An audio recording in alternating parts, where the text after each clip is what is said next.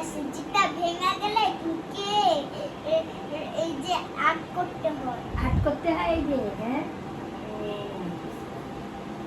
এটা আর্ট করার শখ, হ্যাঁ তুমি এখন কি আর্ট করবে পারো? হ্যাঁ হ্যাঁ। একটা আর্ট দেখাও মা দাদুকে, কি আর্ট করেছো? তুমি কোন ক্লাসে এবার?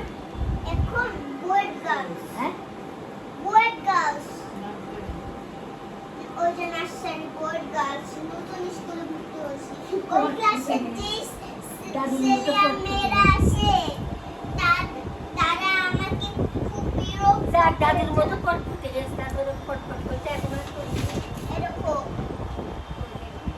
আরেকটা নতুন স্পাস ছিল, এটা কি কে আর্ট করছে দাদু? এটা তো ওইখান থেকেই আর্ট করেছি। কোন দিকে? তুমি ওইখান পারো? থেকে আর্ট তুমি যেটা কালার করবো। এটা তুমি পারো? হ্যাঁ পারি। হ্যাঁ হ্যাঁ হ্যাঁ ভালো হয়েছে, খুব ভালো হয়েছে, খুব সুন্দর হয়েছে দাদু, খুব সুন্দর হয়েছে। হ্যাঁ আমি আর্ট করে দেখাবো, দাঁড়াও। কালার করি আমি। আমি যেটা তখন করে দিলাম শেখালাম ওটা বের